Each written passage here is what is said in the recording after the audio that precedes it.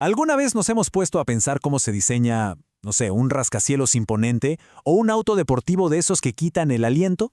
Antes, cada línea, cada curva se dibujaba a mano. Hoy, en cambio, todo nace en una pantalla. Así que vamos a meternos de lleno en esa increíble transición del papel a los píxeles. La revolución del CAD. A ver, antes de los clics y las pantallas táctiles, el verdadero corazón de la ingeniería era la oficina de dibujo. Hay que imaginarse a estos profesionales, ¿no? Armados con respiradores gigantes, reglas T y calculadoras, pasando días enteros, para poder crear un solo plano detallado. Y claro, un error significaba borrar con un cuidado extremo o peor, empezar de nuevo. Era un arte de una precisión y una paciencia que hoy nos parecería casi infinita. Y bueno, esa es la gran pregunta, ¿no?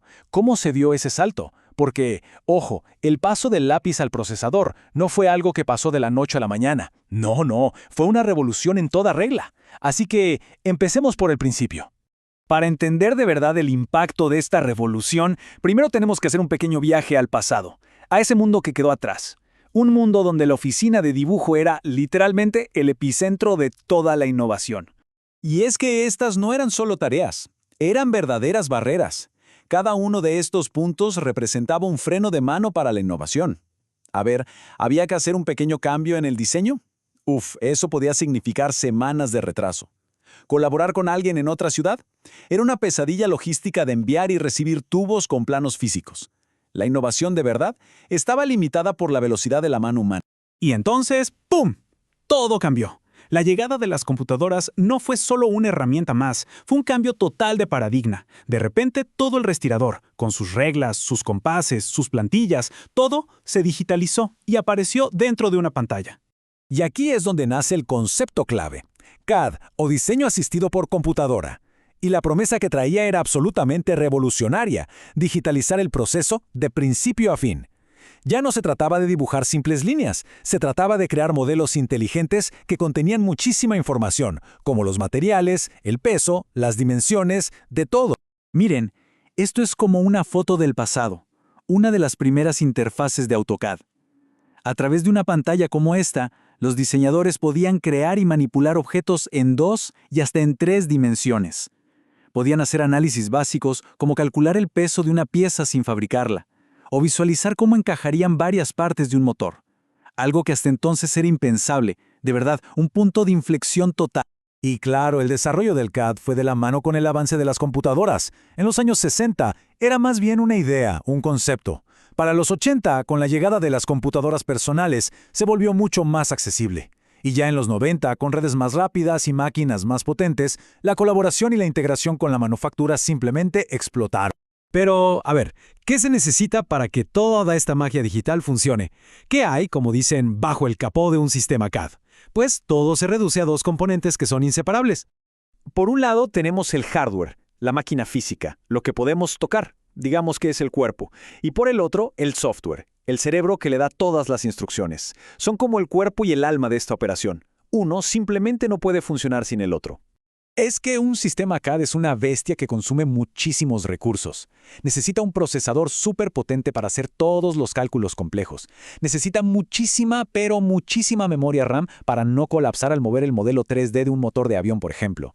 Y almacenamiento masivo, porque esos archivos son gigantes. Y por supuesto, una pantalla de altísima resolución para poder ver cada mínimo detalle con una precisión milimétrica.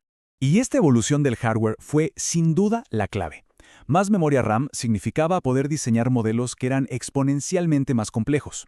Y el salto de esos viejos monitores de tubo a las pantallas planas de alta resolución, bueno, eso permitió una claridad y una precisión visual que antes era sencillamente imposible.